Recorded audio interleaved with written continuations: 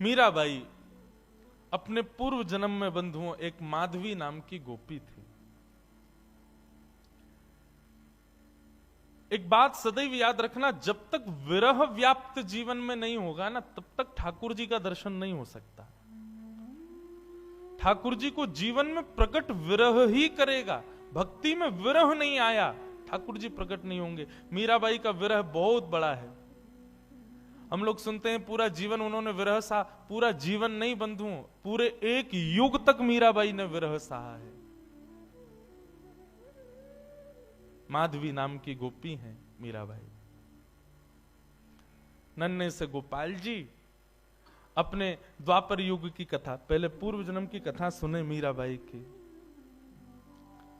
ठाकुर जी अपने सब ग्वाल बालों के साथ में आनंद करते हैं।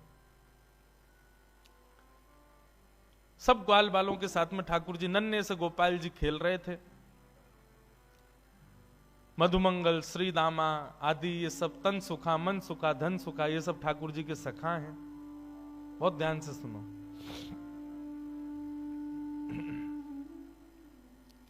ये सब सखा हैं ठाकुर जी के। एक दिन ठाकुर जी सब ग्वाल वालों के संग खेल रहे थे। सो ठाकुर जी का सखा श्री दामा बीच खेल से ही जान लगो। ठाकुर जी बोले, अरे भैया कहां को जा रहे हो? लाला मैं तो अपनी ससुराल जा रहा हूं। ठाकुर जी तुरंत पहुंच गए श्रीदामा के पास, हाथ पकड़ लियो। बोले, ससुराल जी कौन सा काम है भैया? ब्रजभाषा समझ में आ रही है? देखो भैया, आप सब लोग अधिकतर यहाँ अहीर समाज के लोग बैठे, आप सब लोग ब्रज से ही हो। आपके सब पूर्वज ब्रज के ही हैं। ब्रज भाषा तो समझ में आनी चाहिए, आपके द्वारिकाधीश की भाषा है। ठाकुर जी बोले, भैया ये श्रीदामा जे कौन सा गांव है? ससुराल। श्रीदामा बोलो, अरे बाबड़े ससुराल गांव ना होवे।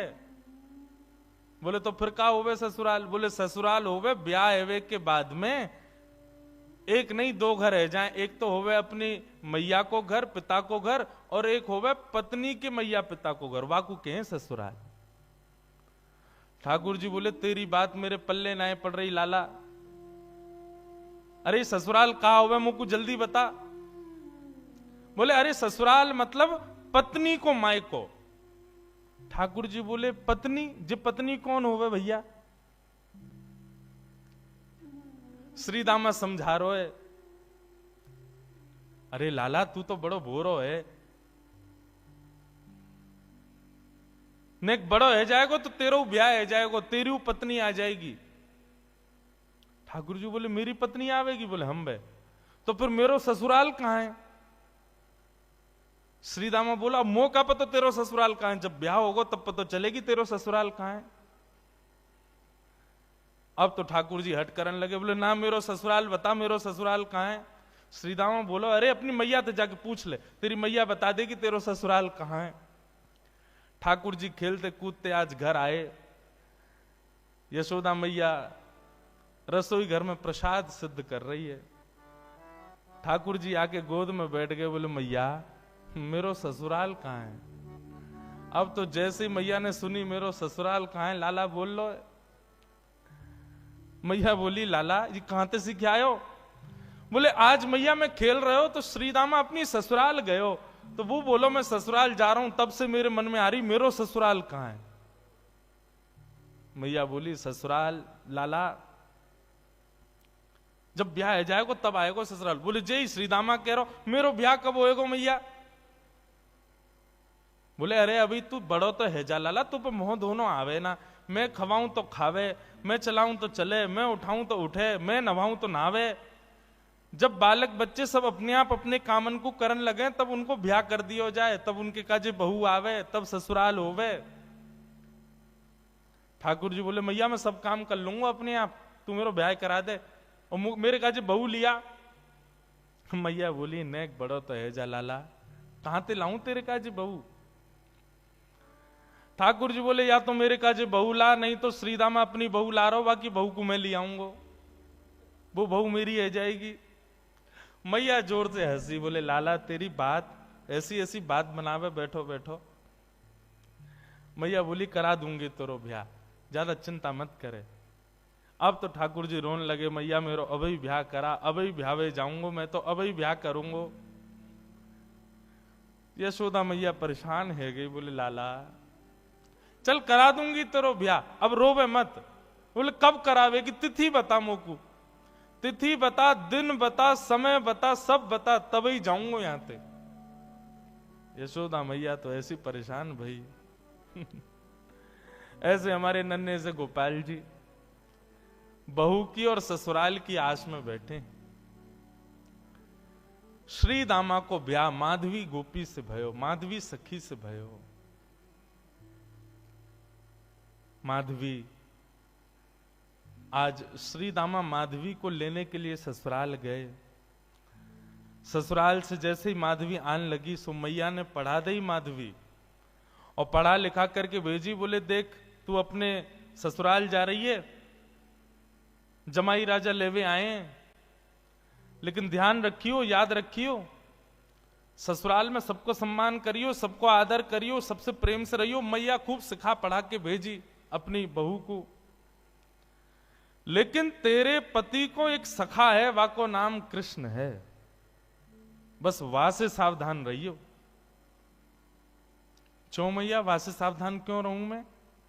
बोले अरे मैंने सुनो है वो कन्हैया जाकू अपना रूप दिखा दे, जाकू एक बार अपनी तिरछी नजर से देख ले, वाको फिर गृहस्थ आश्रम गृहस्थ जीवन बर्बाद है जाए। वो फिर बई को देखतो रे, वाके रूप में कछु जादूगर है वो जाकू देख ले, वाकू अपनो बना ले, फिर वो अपने पति को ना रहे, वही को है जाए। मां की बात सुन करके माधवी घबरा गई। बोले ऐसो कैसो है कि पति छूट जाए वासे? बोले यही मारे मैं कह रही हूं, तू सब कछु करियो, लेकिन तू मुंह को वचन दे के जा, वाह कृष्ण को अपना मुख मत दिखाइयो।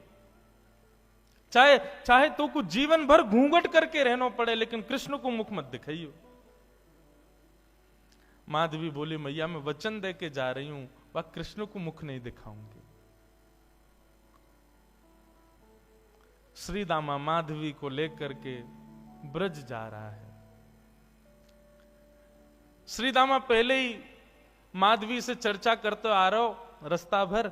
सो श्री दामा ने कही, बोली अरे सुन, ब्रज में अभी मैया मिलेगी, पिताजी मिलेंगे, सब मिलेंगे, सबके संग फिर बोलो मेरो एक सखा है कृष्ण, वाकू जब से मैंने बताई ससुराल के बारे में, ब्याह के बारे में, तब ते बड़ा उतावलो है, तो है सके वो तो से मिलवे आवे तो वाकू अपना मुख दिखाई दियो। मीराबाई ने जैसे ही कृष्ण को नाम सुनो महाराज, आदि माधवी ने जैसे ही कृष्ण को नाम सुनो, आधे रास्ता में ही घूंघट कर लियो। बोले वहां से ही तो बचवे के काजे मैया ने कही है, वाकू मुख नहीं दिखाऊंगी। बंधुओं, संसार में जिससे मुख छुपाना चाहिए हम उसको तो दिखाते हैं, और जिससे कभी नहीं छुपाना चाहिए उसी से छुपाते हैं।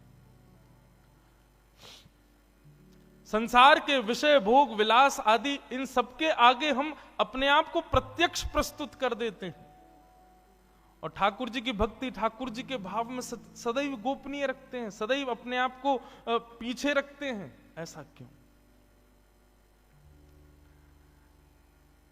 कथा का नाम सुनकर के रसिक जन आते हैं, ठीक है, अच्छा आप लोग भी पधारे हो, पर यहीं कोई ऐसी लीला होने वाली होती जिसमें थोड़ा मनोरंजन हो तो भीड़ ज्यादा होती है। कथा ही तो है, मीराबाई के चरित्र तो सुनाएंगे, क्या करना सुन करके? नहीं, ठाकुर जी से संबंधी कोई भी बात हो उसमें तो बढ़कर के आगे आओ, बढ़कर के आगे भाग लो, उसमें चिंता मत करो। मीराबाई ने अपना मुख छुपा लियो, माधवी ने जैसे ही वृंदावन पहुंची बैलगाड़ी, सखान ने जाके ठाकुर जी को बता दी, अरे अरे लाला देख, श्रीदामा आगो, अपनी ससुराल से आगो, अपनी बहू लेके आयो है। अब तो ठाकुर जी व्याकुल है गए, बोले बहू आइए, मैं भी तो देख के आऊं कैसी बहू होवे, कहां तक कैसी ससुराल तक कैसे आमे, कैसे कहा होवे। ठाकुर जी तो इतने उतावले हो गए महाराज, पहुंच गए बीच रास्ता में। अरे भैया श्री दामा आ गए हो? बोले हाँ आ गए हो लाला। कहाँ है तेरी बहू, कहाँ बैठी है? बोले पीछे बैठी है। बोले अच्छा, मुंह को मुख दिखाई दे। बोले तू देवर है, वो तेरी भाभी है, भैया खुद ही देख ले। जैसे ही रथ रुका, माधवी भीतर से सुन रही थी कि कृष्ण आ गया है। माधवी ने घूंघट कर लियो, आसपास सौल आदि और पड़ी, वो भी ऊपर से डाल ली, मुख मोड़ करके बैठी है, कहीं से भी मुख दिख नहीं जाए, एक अंग भी मेरो दिख नहीं जाए, मेरो पातिव्रत धर्म नष्ट नहीं है जाए। मेरी मैया ने मुझसे कही कि जो वाकु देख ले या वाकी नेत्रन में आ जाए वो कभी जीवन भर अपने पति की ना रह पावे, वाकु मुख नहीं दिखाऊंगी। ठाकुर जी भीतर पहुंच गए, श्याम सुंदर बैठे हैं सामने, और माधवी से कह रहे हैं अरे श्रीदामा की बहू नेक हमऊ तो दिखा, तेरो मुख कैसो है? अरे नेक दिखाए दे। मेरी मैया ने तो, मैंने तो मैया से कही मैं श्रीदामा की बहू ले जाऊंगा, मैं तो तू को ले जावे वारो, लेकिन मैया ने मुझसे कही है कि वो मेरा ब्याह कराए देगी। मैं तो ब्याह कर लूंगा, मेरी वो बहू आ जाएगी, लेकिन एक बार देखूं तो सही बहू होवे कैसी है, नेक दिखाए दे। मीराबाई तो और छुपावे, मुख नहीं दिखावे ठाकुर जी को। ठाकुर जी कभी पाम पकड़े सो इधर को है जाए, नेक ठाकुर जी बगल में आमे सो इधर को भाग जाए। खूब देर ठाकुर जी मनोहार करते रहे, लेकिन माधवी ने अपना मुख नहीं दिखाया। थोड़ी बहुत देर तो ठाकुर जी मनोहार करते रहे, जब माधवी ने मुख नहीं दिखाया सो ठाकुर जी बोले देख तू मोसों अपनो मुख छुपाए रही है, तो ना पतो मेरो मुख देखवे के काजे सब तरस हैं, सब तड़फ हैं। बड़े बड़े ऋषि महात्मा ज्ञानी हिमालय पर जाकर के तपस्या करें तब जाके मेरो मुख दिखे, और तेरे सामने प्रत्यक्ष बैठा हूं, हाथ जोड़ रहा हूं, पाम पर रहा हूं, तब वो अपना मुख नहीं दिखा रही है। जा तड़पेगी तू मुंह को देखवे के काजे, तरसेगी, व्याकुल रहेगी जीवन भर। माधवी ने मानो ऐसा इशारा किया कि मोह देखवे की जरूरत ना है, मोह तड़पवे की जरूरत ना है, चले जाओ यहां से। ठाकुर जी निकल के बाहर आए, बोले अरे श्रीदामा मोह तो लगे तेरी बहू भेड़ी दिखे, बाकी आंख कमजोर, बाकी एक आंख ते काणी है। श्रीदामा बोलो नहीं तो। बोले तो नाक टेढ़ी है? बोले नहीं तो। बोले होठ कटे हुए हैं? बोले नहीं तो। बोले दिखाई ना रही, ऐसे मुंह छुपा रही है जैसे कितनी कुरूपणी है। कोई बात ना श्रीदामा, मेरी बहू आवेगी, मैं तो को नहीं दिखाऊंगा, ले जा अपनी बहू है। माधवी चली गई, अपने घर आ गई। लेकिन बंधुओं, गोविंद दामोदर स्तोत्र में कहते हैं ना, ग्रहे ग्रहे गोप वधू कदम्बा सर्वे मिलित्वा समवाप्य योग्यम पुण्यानि नामानि पठन्ति नित्यम गोविंद दामोदर माधवेति। ब्रज में तो और कुछ होता ही नहीं है, हर घर में केवल कृष्ण की चर्चा चलती रहती है।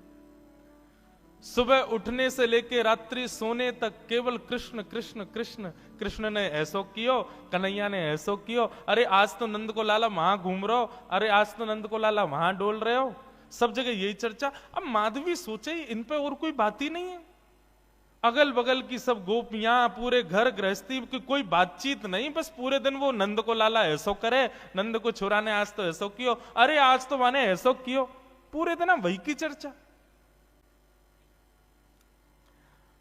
अब माधवी कहे किससे? अपनी सास से कहे, अगल बगल की गोपियों से कहे, बोले तुम लोगन पे और कोई बात ना है? कभी बैठ जाओ, कहीं चले जाओ, 24 घंटा या कृष्ण कृष्ण कृष्ण कृष्ण वही की चर्चा करते रहो। और भी तो कई बातें गृह गृहस्थी की कर लो भैया, ये 24 घंटा कन्हैया। एक गोपी बोली, अरे ये नई नई आई है का अभी ब्रज में? बोले हम बे अभी नहीं आई है। वो कितने दिन आए गए? बोले 3 दिन है गए। वो 3 दिन है गए, एरी गोपी, एरी माधवी, तेने कन्हैया देखो अभी तक, या कन्हैया की दृष्टि पड़ी तो पे? माधवी बोली मैं नहीं दिखाऊंगी वाकू अपना मुख, मेरी मैया ने मनाई करके भेजो है कि वाकू मुख दिखावे से यही स्थिति है जाए जो तुम लोगों की। अपनी पति की चर्चा ना करो, वह नेक से कन्हैया की चर्चा कर रही हो, मैं तो ना दिखाऊंगी वाकू मुख। गोपियां सब बोली यही मारे तेरे मुख से वाक्य काजे ऐसे दुर्वचन निकलने। अभी तेने वाको मुख देखो ना है, अभी तेने वाको रूप देखो ना है, यही मारे ऐसे बोल रही है।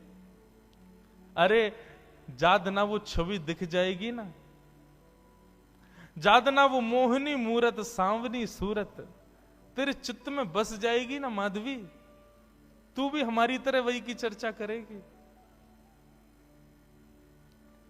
माधवी मन में सोचती भी है, ऐसा कहा है वाक्य रूप में जो और कोई चर्चा ना आवे चित्त में।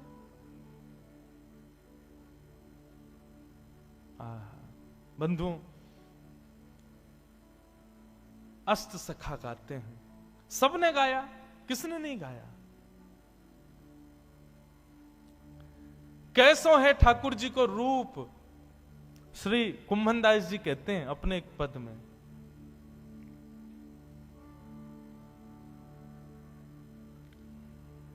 नैना पलक लागे नहीं रूप देखे। अरे माधवी, वह कन्हैया को रूप कैसो है? बोले नेत्रन से जब वो सामने दिखेगा ना तो जैसे पलक मानो झपकनो अपने आप को भूल जाएंगी, ये पलक नीचे आनो भूल जाएंगे। आज हम संसार की कोई वस्तु देखें तो पलक ना जाने कितनी बार झपके, हमें खुद को पता ना चले। बोले श्याम सुंदर जब नेत्रन के सामने आएंगे तो पलक भी भूल जाएंगी कि हमको झपकना है, ऐसा रूप है वाको। गोवर्धन के अंग अंग प्रति निरख नैन मन रहत नहीं। अरे वाको एक एक अंग ऐसा है कि एक अंग को देखेगी तो वर्षों तक एक ही अंग को चिंतन चलता रहेगा। ऐसा ना है कि एक बार में नेत्रन को भी देख ले, मुख को भी देख ले, कानन को भी देख ले, हाथ भी देख ले, पाँव नहीं, एक बार में एक ही अंग दिखेगा और वही कोई चिंतन चलता रहेगा। कहरी कहो कछु कहत न आवे, चुत चुरायो वे मांग दही। कहा कहूं, वाक्य रूप को वर्णन ना कर सकूं। माधवी बोली ऐसो का है वाक्य रूप में? बोले वर्णन को विषय ना है, कोई बता ही ना सके। अरे कितनों बड़ो वक्ता आ जाए, वाक्य रूप को वर्णन कोई ना कर सके। कुंभनदास प्रभु के मिलवे की, कुंभनदास प्रभु के मिलवे की, सुंदर बात सखियन सो कहे। नैन पलक लागे नहीं, ऐसा रूप है वह कन्हैया को। अब तो माधवी पतो चल जाए या गली में कन्हैया है तो वह गली में ना जावे, पतो चल जाए कि यहां से अभी गुजरे तो वहां नहीं जावे, हर जगह से अपने आप को बचावे। लेकिन मैं अपनी कथा में कहा करता हूं बंधुओं, 5000 साल पुरानी बात नहीं, आज भी वृंदावन आपके भीतर पंच रसों से कृष्ण को प्रवेश कराता है। आज भी देखोगे तो श्री कृष्ण दिखेंगे वृंदावन में, कहीं नहीं तो दीवारों पे दिख जाएंगे, कहीं नहीं तो कहीं भी दिख तो जाएंगे। आंख बंद कर लोगे तो कानों से नाम के रूप में प्रवेश कर जाएंगे, कान भी बंद कर लोगे तो जीभ से जो भी पा रहे हो वो सब प्रसाद ही है, वृंदावन में सब हो गई है, तो रूप रसना के रूप से प्रवेश कर जाएंगे। मुख से कुछ खाओगे नहीं, नेत्रों से देखोगे नहीं, आंखों कानों से सुनोगे नहीं, तो नासिका से प्रवेश कर जाएंगे। क्योंकि वृंदावन में जितनी हवा बह रही है वो भी राधा रमण, राधा वल्लभ, बांके बिहारी, मदन मोहन, राधा दामोदर सबके चरणों का स्पर्श करके बह रही है। कहां तक बचोगे? वृंदावन पहुंच गए, वृंदावन की सीमा में प्रवेश कर गए, भजन आपका तब से शुरू हो जाता है। सांस लेना भी भजन है वृंदावन में, क्योंकि हवा में भी कृष्ण तत्व है। माधवी कहां तक बचाए अपने आप को? मैया ने कही मुख मत दिखाइयो। अरे मुख तो मैं खूब छुपा रही हूं, लेकिन कानों से भी कृष्ण कृष्ण। जहां बैठ जाऊं कहीं भी ऐसी कोई जगह ही नहीं जहां कृष्ण की चर्चा नहीं होती। माधवी तो अब तो ये स्थिति हो गई कि रात में सपने में भी उसको ठाकुर जी के अनुभव होते हैं। मुख नहीं दिखता क्योंकि देखा तो कभी है नहीं, लेकिन इतना सुन लिया है कि उसको अनुभव हो गया है कि चरण ऐसे हैं, हाथ ऐसे हैं, चाल ऐसी है, मुस्काते हैं तो ऐसे। फिर उठ जाती है, मुख से पानी से मुख धोती है और फिर विचार करती है सोऊं भी तो कैसे, नींद में भी तो वही दिख रहा है, कहां तक बचूं मैं। माधवी की ये स्थिति। 24 घंटे चिंतन में श्री कृष्ण श्री कृष्ण श्री कृष्ण। एक दिन परेशान हो गई, रात्रि में सो गई, कानों में रुई लगा ले तो भी क्या, चिंतन में तो वही चल रहा है, कहां तक बचे।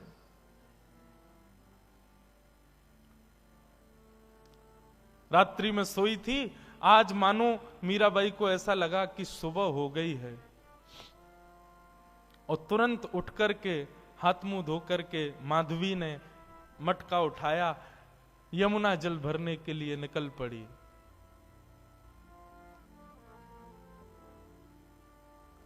उसको लगा समय हो गया है यमुना जल भरने का। सब गोपियां साथ में जाती थीं यमुना जल भरने के लिए,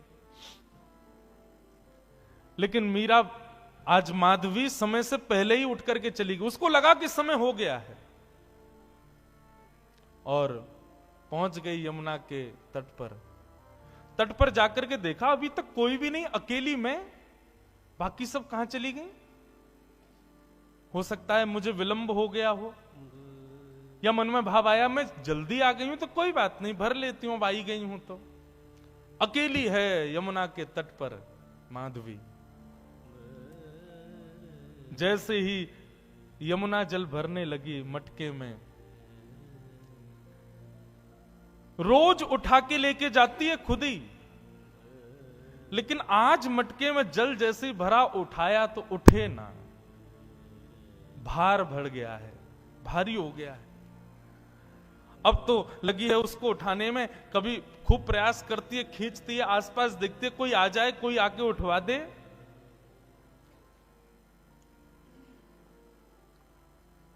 इतने में ही बांकी अदा से अपनी चाल चलते भये, त्रिभंग लली श्याम सुंदर, कमल कटाक्ष नेत्र हैं, सुंदर दंतावली, चंदन की सुगंधी से आच्छादित करते हुए मार्ग को पहुंच गए यमुना के तट पर। माधवी आसपास देख रही है, कोई दिखे तो आवे, उठवावे। तभी दृष्टि पड़ी, श्याम वर्ण नन्हे से श्याम सुंदर छोटो सो बालक। माधवी ने देखा तो था नहीं उनको, देख करके लगा अरे पता ना कौन सी गोपी को छोटो सो सुंदर सो बालक सवेरे सवेरे जमुना के तट पर घूम रहा है। मीराबाई ने तुरंत आवाज दी, अरे ओ लाला, अरे ओ भैया, नेक अयो इतकू अयो। ठाकुर जी कूदते फांदते अपनी चंचल अदा से, कभी यहां देखें कभी वहां देखें, ऐसी मधुर मुस्कान उनकी, पहुंच गए माधवी के पास। एक बार को तो मानो जैसे देखती ही रह गई माधवी, लेकिन मन में ये एक बार भी नहीं आया कि ये वही तो नहीं है जिससे बचना चाह रही हूं। नन्नो सो बालक है, चंचल सोया को बदन है, जरूर कोई गोपी को छोरा होगो। मटकी रखी है और माधवी ने कही, अरे लाला तूने किए जल की भरी, यमुना जल की भरी मटकी ने ऊंचाई दे, मुंह पे उठना ही रही है, बहुत भारी है गई है। ठाकुर जी इशारों करके बोले हाँ मैं उठवाए दूं।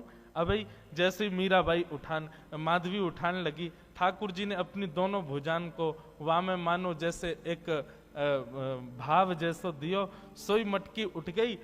अब मटकी तो उठी, ठाकुर जी नेक से नेक उठा के इतनी ऊपर तक कर देते, लेकिन ज्यों ज्यों मटकी उठाई ठाकुर जी त्यों त्यों लंबे रहते चले गए और बिल्कुल मीराबाई के सन्मुख खड़े है गए। ऊंचाई करके जैसे ही मटकी शीश पर धारण कराई, शीश पे मटकी धारण करते ही माधवी ने अपने नेत्रन से सामने देखो, और जैसे ही सामने देखा, आहा, वरहा पीडम नटवर वपुः कर्णयो कर्णकारम विभ्रदवास कनक कपिसं वै जयंतीम चमालाम रंध्रान वेणु वधर सुधया पूरयन गोप वृंदई वृंदारण्यम स्वपद रमणम प्राविशद गीत कीर्ति। दोनों भुजा से मटकी पकड़ रखी है, नेत्रों से सामने श्याम सुंदर को देख रही है, मुख खुला हुआ है, प्रश्वेत के बिंदु माथे से नीचे गिर रहे हैं, और अचेत अवस्था में मीराबाई उनके रूप को देख रही है, माधवी उनके रूप को देख रही है।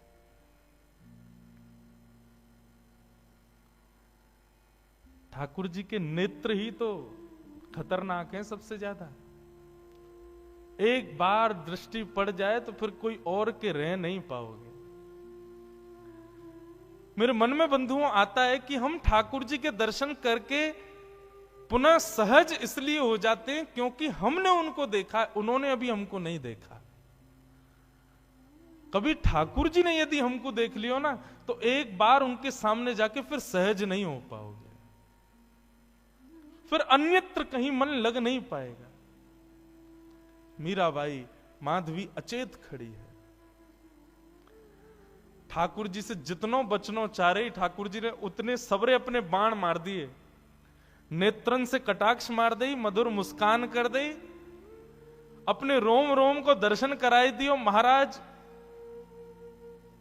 अब तो माधवी की स्थिति एक जड़वत कोई मूर्ति जैसे खड़ी रहती है, ऐसे खड़ी है। गोपियों ने एक ही दिन पहले ही बताया था कि वो दिख जाता है तो क्या होता है, वही हो गया। अब ठाकुर जी तो अपने सैन चला करके वहां से भाग गए। समय हुआ उन गोपियों के आगमन का जो यमुना जल रोज भरती थी। जैसे ही आई, आकर के देखा अचेत अवस्था में अब भी ऐसे ही खड़ी है माधवी।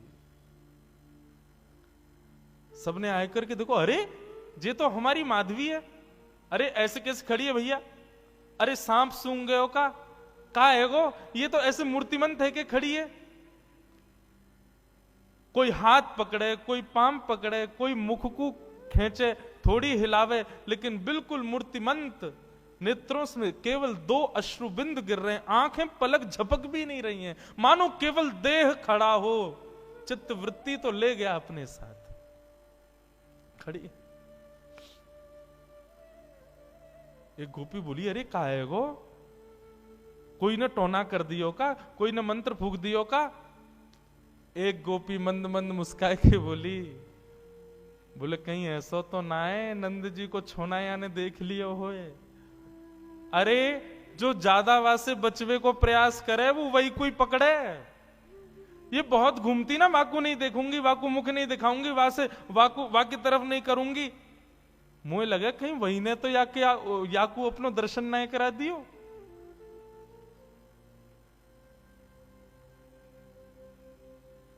एक गोपी यमुना जल भर के लाई और जल का छिड़काव, खड़ी हुई है मीराबाई, ऐसा नहीं अचेत पड़ी है, सांस भी चल रही है, नेत्र भी खुले, बिल्कुल सचेत है, बस मूर्तिमंत है।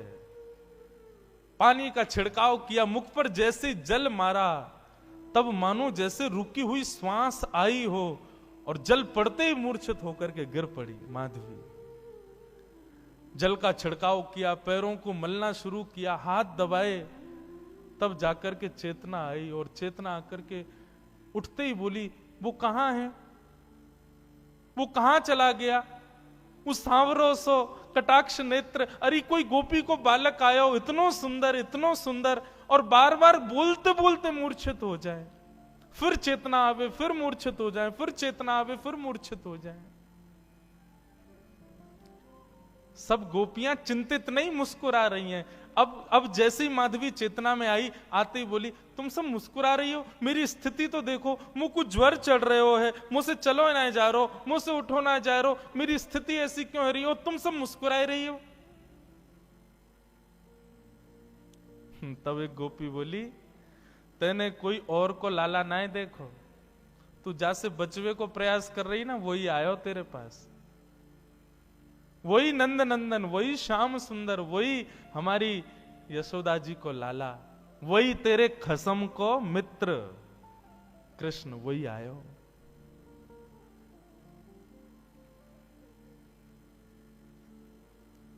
मीराबाई, माधवी अब तो बेचैन हो गई, मैं कहा करूं, कहां जाऊं, मुझको घबराहट है रही है, मैं मुंह से उठो ना जा रहा, मुंह से चलो ना जा रहा, मैं बोल भी ना पा रही, बार बार अचेतना है रही है, कछु करो ना। सब प्रकार के प्रयास किए, लेकिन माधवी कहे नहीं, अब तो एक ही उपाय है कि वाके सामने मुंह को ले चलो, मुंह को दिखाए दो, वहां को रूप दिखाए दो।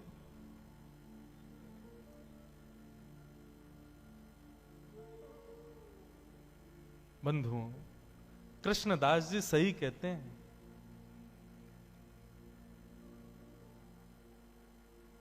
सजल श्याम घन वरण लीन है, फिर चित अनत न भटक्यो, मेरो मन गिरधर छवि पे अटक्यो। मेरो मन गिरधर छवि पे अटक्यो, मेरो मन गिरधर। गाओ बंधुओं, माधवी मीरा इनके चरित्र को सुन तो रहे हैं हम, पर ये स्थिति होना असंभव है, पर जिसके संग भी होती है ना, उसको ब्रह्म सुख जैसा लगता है। माधवी कह रही है मुझे कष्ट हो रहा है, लेकिन कष्ट अनुभव ऐसा है भी नहीं कि मुझे कष्ट हो रहा है। सांसारिक देह की स्थिति पूछो तो मैं कष्ट में हूं, पर मेरी अंतरात्मा से पूछो तो मैं ब्रह्म सुख में हूं, मुझे आनंद आ रहा है, मुझे छेड़ो मत, रहने दो इसी अवस्था में। ऐसी स्थिति हो गई माधवी की। मेरो गिरधर छवि पे अटक्यो, मेरो मन गिरधर छवि पे। बंधुओं सुनो, नेत्र बंद करके अपने चित्त में ठाकुर जी का स्मरण करो, दिव्य झांकी का अनुभव करो, और संग संग गाओ, मधुर भाव से गाओ, ठाकुर जी को याद करके गाओ।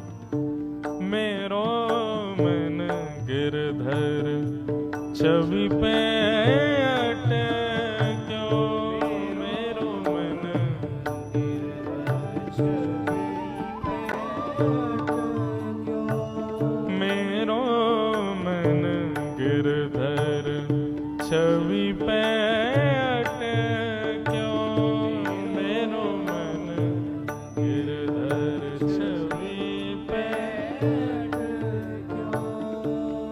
हो ललित त्रिभंगी चाल पे चल के, ललित त्रिभंगी चाल पे चल के, ललित त्रिभंगी चाल पे चल के, ललित त्रिभंगी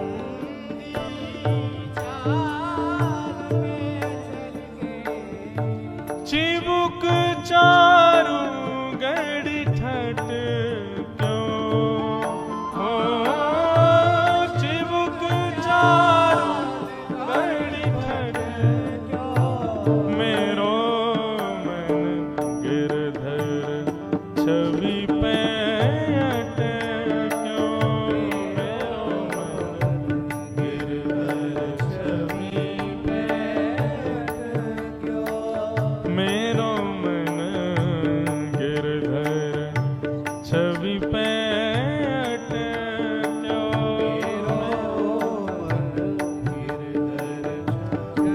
बोलो गिरधर गोपाल की जय।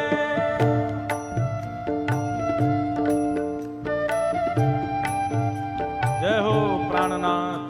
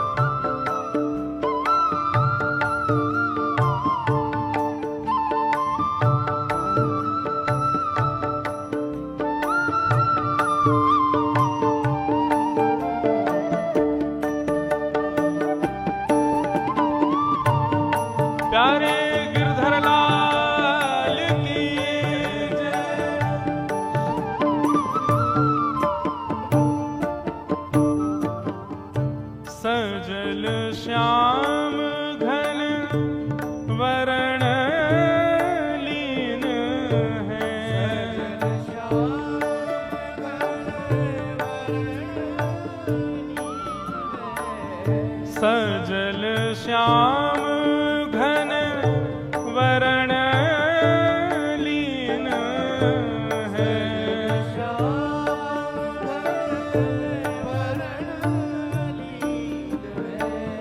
फिर चित अनंत न भट क्यों हो।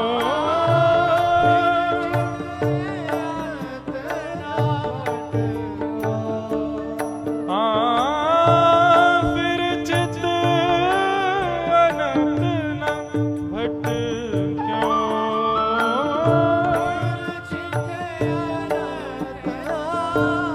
बंधुओं, जैसा मैं कह रहा हूं और जैसा हम अभी माधवी जी के चरित्र में सुन रहे हैं, ये बिल्कुल सत्य है।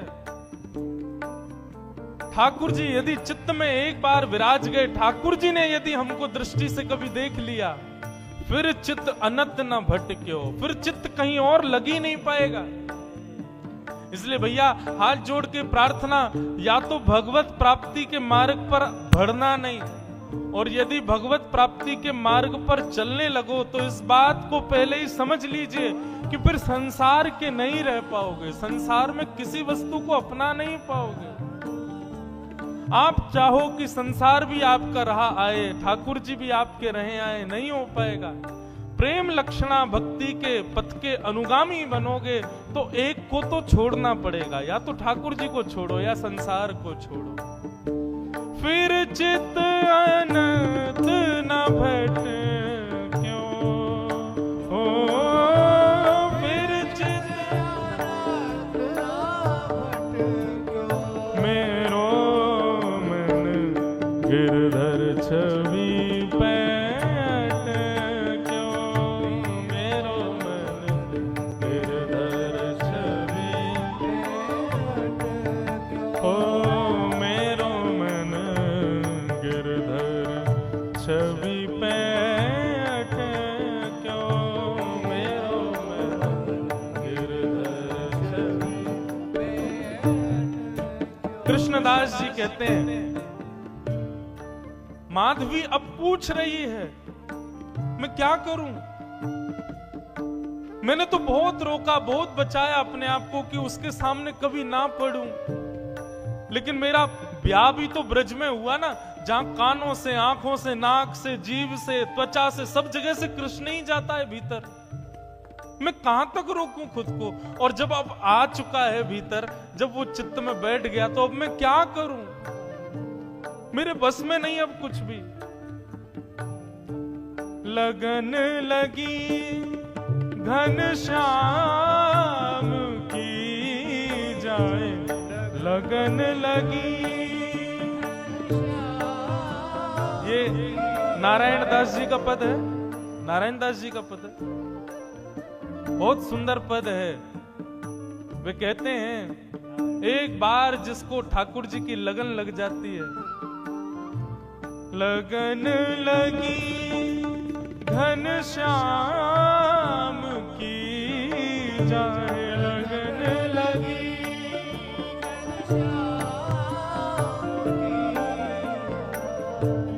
लगन लगी घनश्याम की जाए, लगन लगी घनश्याम। कृष्णदास जी कहते हैं, एक बार लगन यदि लग गई ठाकुर जी की, फिर संसार के नहीं रह पाओगे, तो फिर करें क्या। फिर क्या उपाय है। एक ही उपाय है, कृष्णदास किए प्राण न्युछावरे,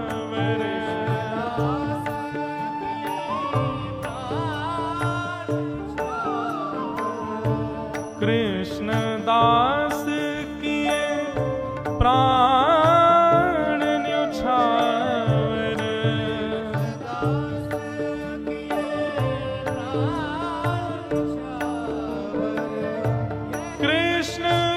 कृष्णदास किए प्राण न्युछावरे,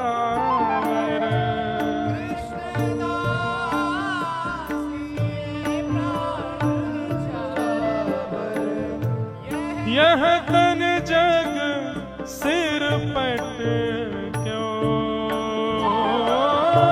यह तन जग सिर पट क्यों। ओ गिरधर छवि पे अटक्यो, मेरो मन गिरधर छवि पे अटक्यो, मेरो मन गिरधर छवि पे अटक्यो, मेरो मन गिरधर छवि पे अटक्यो, छवि पे अटक्यो।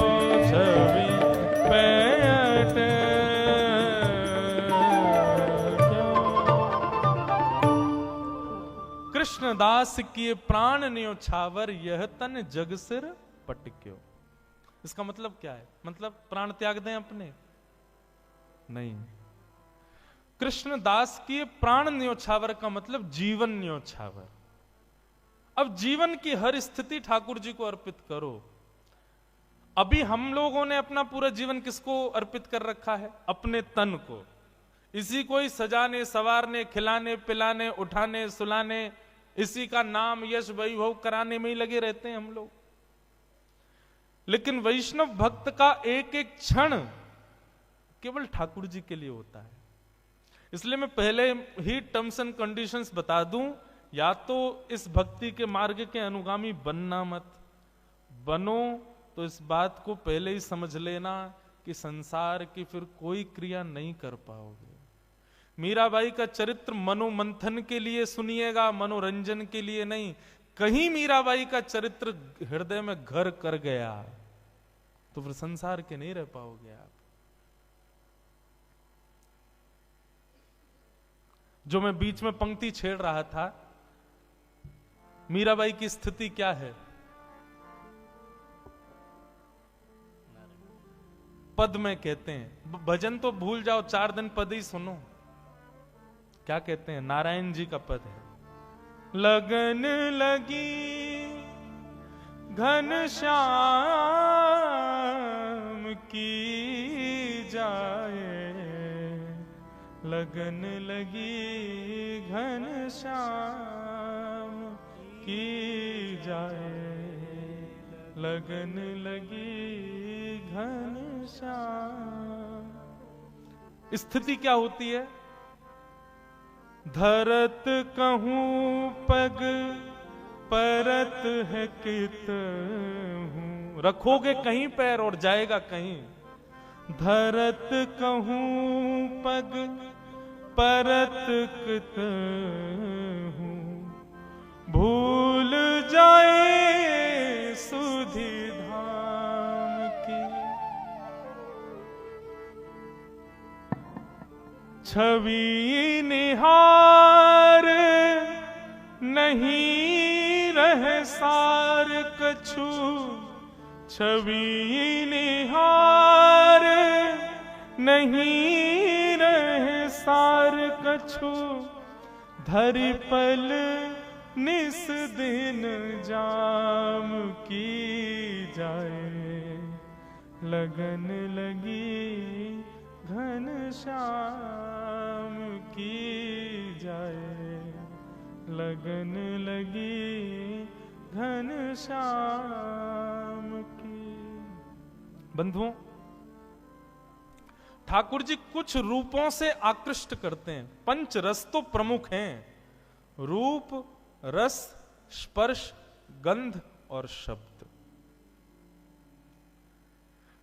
जरूरी नहीं है कि कथा से ही आपका चित्त पकड़ा जाए, लेकिन एक बात समझिएगा, कथा से ठाकुर जी के नहीं हो पाए तो बाकियों में संशय हो सकता है कि बाकियों से ठाकुर जी के हो पाओगे। या तो ठाकुर जी का रूप देख करके आप उनके आसक्त हो जाओगे, या तो ठाकुर जी के रसयुक्त कीर्तन पद को सुन के उनके हो जाओगे, या तो ठाकुर जी के या ठाकुर जी के वैष्णवों के स्पर्श से उनके हो जाओगे, या ठाकुर जी की सुंदर गंध यानी कि उनके अनुभव से उनके हो जाओगे। लेकिन रूप रस स्पर्श गंध ये चारों तब तक सार्थक नहीं होंगे जब तक शब्द से उनके नहीं होंगे, मतलब कथा से उनके नहीं होंगे। माधवी के साथ क्या हुआ? 24 घंटे ब्रज में कृष्ण की चर्चा चलती रहती है, तो ना चाहते हुए भी कृष्ण चिंतन जा रहा था चित्त में, कृष्ण की कथा प्रवेश कर रही थी चित्त में, चित्त में कथा ने प्रवेश किया, तब रूप ने आकृष्ट किया। कथा पहले आएगी जीवन में। और माफ कीजिए, जिसके जीवन में कथा ने प्रभाव नहीं किया ना, वो उसके सामने ठाकुर जी खड़े भी हो जाएंगे तो भी उसका कुछ नहीं होगा। कथा प्रथम आसक्ति है। आपके श्री रुक्मणी जी ने जब द्वारिकाधीश को पत्र लिखा, क्या कहा कि श्रुत्वा गुणान भुवन सुंदर शृण्वताम ते। श्रुत्वा गुणान, मैंने आपको सुना है, और जब से सुना है तब से आपसे प्रेम किया है। मतलब बिना सुने प्रेम नहीं हो सकता। कई लोग कहते हैं महाराज जी तीर्थ दर्शन करा दो, हमको प्रसाद पवा लो, कुछ भी करा लो, कीर्तन में नचा लो, कथा सुनने की मत कहो। तो मेरे मन में आता है, इस जन्म में तो ठाकुर जी तुझको कभी नहीं मिलने वाले। तू कथा से तेरे में रति नहीं है, कथा से तुम्हारे अंदर हृदय में प्रीति नहीं है, तो चाहे तुम कितने भी साधन कर लो। श्रीमद् भागवत में लिखा, श्रम एव ही केवलम। यदि आप सारी क्रिया करते हो लेकिन कथा से रुचि नहीं है, तो आपके द्वारा की गई समस्त क्रियाएं श्रम हैं। आहा, मीराबाई, माधवी, अब स्थिति हो गई, धरती कहीं है, पैर जाता कहीं है, चलती कहीं है, बैठती कहीं है, सोचती कुछ है, करती कुछ है। जित मुंह उठे तित ही धावे। मतलब जहां मुख घूम जाता वहीं को दौड़ने लग जाती हैं। वो खड़े श्याम सुंदर, मुख यहां घूम, अरे वो खड़े श्याम सुंदर। जित मुंह उठे तित तित ही धावे, सूरत न छाया धाम की। अस्तुति निंदा करो भले ही, मेड़ तजी कुल जाम की। अब चाहे कोई मेरे भाव की प्रशंसा करे या कोई मेरे भाव की निंदा करे, मुझे उससे कोई मतलब नहीं है। अरे तू तो पागल है, तू तो ऐसी है, तू तो वैसी है, कोई बात नहीं। अरे ये तो परम भक्त है, परम वैष्णव है, तो प्रशंसा सुनने से ज्यादा अच्छा भी नहीं लगता, और कोई बुरा कहता है तो बुरा भी नहीं लग रहा है। ऐसी स्थिति हो गई। नारायण बौरी भई डोले, नारायण बौरी भई डोले, रहू न काहू काम की जाहे, लगन लगी घन श्याम की जाए, लगन लगी घन श्याम।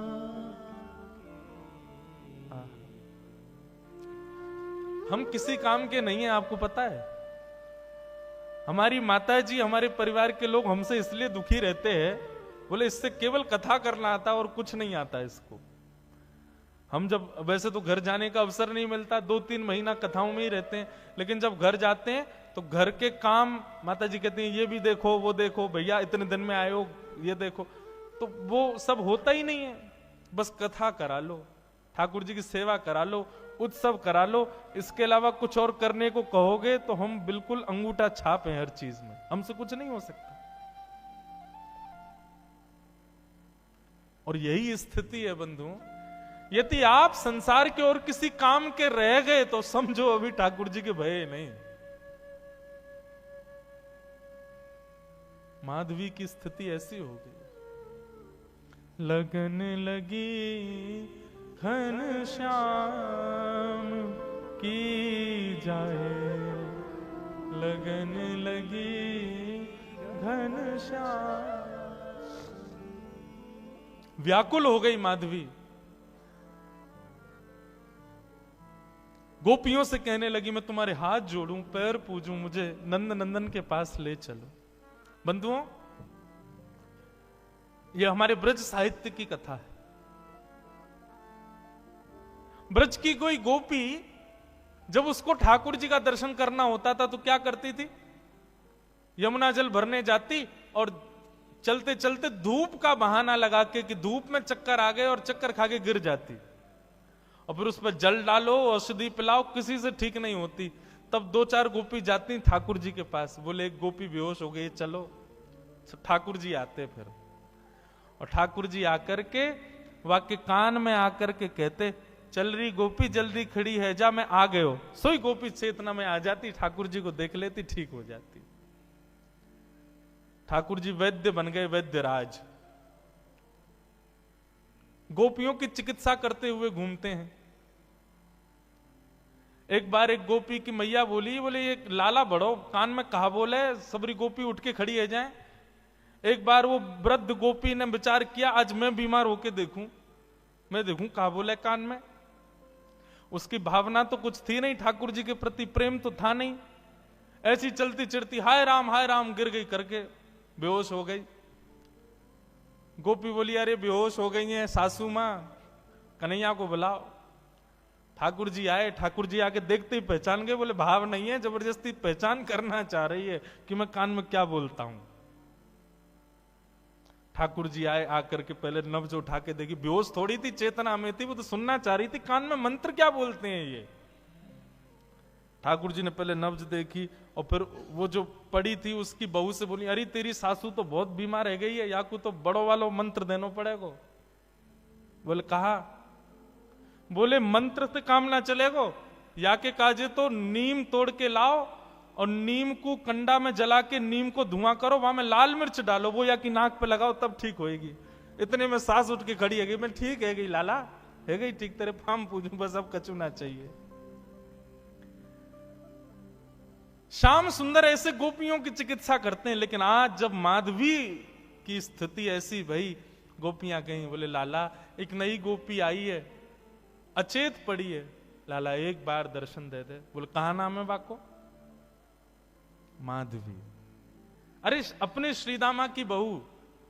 भगवान बोले वो बहू? बोले हाँ। वो ससुराल ते आई का है? बोले हाँ वही। वाकू तो अपना मुख नहीं दिखाऊंगा। अरे बड़ी इतरा रही, मैं बात से पाम पूछ रहा हूं कि अपना मुख दिखाए दे, मुंह को दिखाया नहीं माने, पड़ी रहने दो, मैं ना आऊंगा वाक के पास। वाकू तो मैंने वचन दिया है कि वो तड़पेगी मेरे रूप को देखवे के काजे। ठाकुर जी नहीं गए माधवी से मिलने, क्योंकि ठाकुर जी चाहते थे कि यह विरह वेदना कलयुग में प्रेम लक्षण बन के जन्म लेगा, इसलिए विरह देना पड़ेगा। जब बीज में से एक स्वस्थ वृक्ष को जन्म देना होता है ना, धूप की ताप में रखना पड़ता है। ठाकुर जी यदि किसी को वेदना देते हैं, विरह देते हैं, तो निश्चित है उस पर अति कृपा है, अति प्रसन्न है, उससे कुछ और कामना है। ठाकुर जी सहज में ही किसी को अनुभव दे दें, सहज में ही किसी को कृपा कर दें, तो समझो कि अभी उसकी भक्ति उतनी श्रेष्ठ नहीं हुई। लेकिन किसी को तड़पा में, विरह दे में, तो समझो इससे प्रीति ज्यादा है। व्याकुल माधवी, तभी प्रसंग आया गोवर्धन लीला का। इंद्र के मान को मर्दन करने के लिए भगवान श्री कृष्ण ने जब गोवर्धन पूजा का कार्य रखा, सब ब्रजवासी गए, गोपियां गई। अरे माधवी वैसे तो कन्हैया आवे ना है, लेकिन आज सब ब्रजवासी जा रहे हैं, आज तो को कन्हैया जरूर दिख जाएगो, चल। माधवी भी गोवर्धन गई है, लेकिन बंधुओं उसकी दृष्टि में पता नहीं क्या हो गया, उसको सब दिख रहे हैं लेकिन ठाकुर जी नहीं दिख रहे। गोपियों से कहे कहीं दिखे श्याम सुंदर? बोले वो तो घूम रहे सामने, देखे तो ठाकुर जी ओझल हो जाएं, ठाकुर जी कहीं छुप जाएं, मानो कोई लता पत्र अपने आप आगे आ जाए, बाधाएं अपने आप खड़ी होने लगी, और त्यों त्यों व्याकुल हो गए माधवी। 56 भोग के बाद जब इंद्र ने अपने मान के प्रभाव से जब मेघ वर्षा की, त्राहिमाम त्राहिमाम करके सब ब्रजवासी दौड़ने लगे, तब नन्हे से बाल कृष्ण ने 7 कोस लंबे चौड़े गिरिराज पर्वत को अपने बाम हस्त की कन्नी उंगली पर धारण कर लिया। सब ब्रजवासी जाकर के गिरिराज पर्वत के नीचे खड़े हो गए। माधवी भी वहीं खड़ी थी। गोपियों से बोली, मैं प्राण हाथ जोड़ूं तुम्हारे, एक बार मुझे दृष्टि गोचर करा दो, एक बार उसका दर्शन करा दो बस। गोपियां जैसे तैसे भीड़ के बीच से लेकर के उस मुख्य स्थान पर गई जहां ठाकुर जी खड़े थे। सबको दर्शन हो रहे थे, लेकिन जैसे ही माधवी पहुंची, माधवी ने जैसे ही उस चट्टान के ऊपर देखा जहां ठाकुर जी खड़े थे, ठाकुर जी का एक क्षण गिरधर स्वरूप दिखा और दिखते ही ओझल हो गया, धुंधला हो गया, मानो आंखों में पानी आ गया। खूब मीड़े, खूब जल डाले, लेकिन ठाकुर जी नहीं दिखे। प्राण निकलने को होने लगे माधवी के, लेकिन निकल भी नहीं रहे हैं। सिर पकड़ के बैठी है, प्राण ही निकल जाए, नहीं दिख रहे हैं तो चरणों में सर झुका दिया, बोले क्षमा कर दो, मैंने अपनी मां के गलत उपदेश का पालन किया, जिससे मुख छुपाना नहीं था उससे छुपाया, मुझसे अपराध हो गया नाथ। ठाकुर जी बोले, माधवी अब तो तुझे मेरा रूप नहीं दिखेगा, अब तो प्रतीक्षा कर। कितने वर्षों की प्रतीक्षा? ठाकुर जी बोले, 1 युग की प्रतीक्षा। अब तो तुझे मेरा दर्शन कलयुग में ही होगा, जाओ अब मेरी विरह वेदना रूपी भक्ति में ही रहो, उपासना करो मेरे रूप की, उपासना करो मेरी, तब जाकर के तुमको दर्शन होगा। माधवी का फिर उसके बाद जीवन केवल नेत्र बंद करके साधना युक्त रहती है, रोती है, विलकती है, लेकिन ठाकुर जी नहीं दिखते उसको। ब्रज की गोपियां भी कभी कभी माधवी के ऊपर तरसती हैं कि बताओ हम कितनी सौभाग्यवंत हैं कि हमको दिख जाते हैं, इसको दिखते ही नहीं है। सब आकर के रूप बताती हैं, आज श्याम सुंदर ने ऐसी पाग पहनी है, ऐसे वस्त्र पहने हैं, ऐसी, उन्हीं का ही चिंतन करके माधवी अपना जीवन यापन करती है।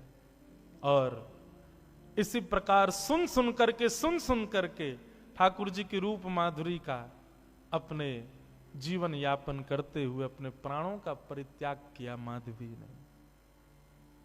और वही माधवी की दिव्य चेतना इस आभा मंडल में भ्रमण करती रही।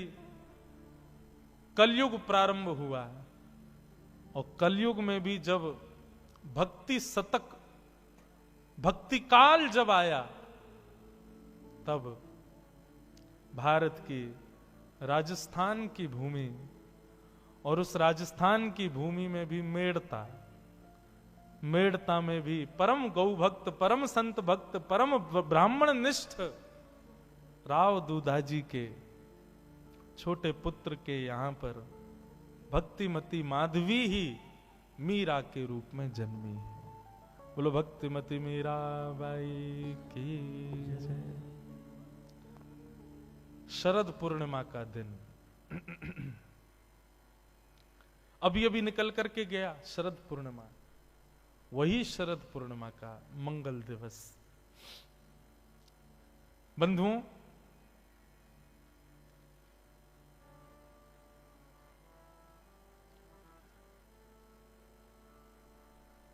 शरद पूर्णिमा के दिन मीराबाई का अवतरण इस बात की पुष्टि है कि वो वही माधवी नाम की गोपी ही प्रकट हुई है, क्योंकि यही शरद पूर्णिमा है जिस पूर्णिमा पर ठाकुर जी समस्त गोपांगनाओं के साथ में आनंद करते हैं, ब्रज विलास करते हैं, रास विलास करते हैं। उसी शरद पूर्णिमा के दिन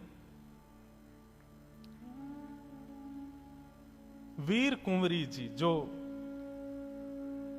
मीराबाई की मां है, उनके विषय में भी वर्णन आता है बंधुओं की दूधा जी के यहां पर संत वैष्णव आते रहते थे, और जब भी कोई संत आते थे तो दूधा जी का प्रस्ताव जाता था कि भगवान अगर आपको अवकाश हो तो घर पर आइए, कथा सुनाइए भागवत की। मैं अपनी कथाओं में कहा करता हूं बंधुओं, सूरदास, मीराबाई, कुंभन दास, रैदास, ये जितने भी भगवत भक्त कलिकाल में हुए ना, सबकी जन्मदात्री हमारी श्रीमद् भागवती है। श्रीमद् भागवत से ही उद्गम हुआ है, इन्हीं के भावों से ही पुष्ट होकर के ये सब पधारे हैं। इसलिए बंधुओं, जीवन में कभी श्रीमद् भागवत का आश्रय मत छोड़ना। श्रीमद् भागवत ही दिव्य चेतना धारण करके जब चित्त में विराजमान होगी, तभी भक्ति भाव प्रकट होगा। मैं अपनी कथाओं में कहा करता हूं, कथा से धर्म नहीं सीख पाओगे। श्रीमद् भागवत की कथा धर्म नहीं सिखाती, अर्थ नहीं सिखाती, मोक्ष नहीं देती। श्रीमद् भागवत कुछ नहीं देगी। श्रीमद् भागवत केवल प्रेम लक्षणा भक्ति प्रदान करती है। कृष्ण प्रिय लगने लगते हैं भागवत से। तो कुंवरी जी बैठ करके कथा सुनती थी। जो भी संत आते थे कथा सुनाते थे। श्रीमद् भागवत की कथा हुई, एक संत सुना रहे थे, तो मीराबाई की माताजी बड़ी जिज्ञासाएं प्रकट करती थी। कथा के बाद में प्रश्न पूछती थी व्यास जी से, अनेक प्रश्न पूछती थी। बंधुओं, ज्ञान सदैव जिज्ञासा के पात्र में ही टिकता है। जिज्ञासा होनी चाहिए। मीराबाई का आप जब चरित्र सुनोगे, इतने प्रश्न करती थी, इतने प्रश्न, और ऐसे ऐसे प्रश्न कि अच्छे अच्छे ज्ञानी चुप हो जाते थे। लेकिन बंधुओं, एक समय ऐसा आता है मीराबाई के जीवन में कि प्रश्नों का समाधान मिल जाता है, सब समाप्त हो जाते हैं। जब तक जिज्ञासा है, जब तक प्रश्न है, तब तक ही बस भाग रहे हैं। जैसे ही सबका उत्तर, कृष्ण आएंगे, सबके उत्तर अपने आप मिलेंगे। और यही हुआ।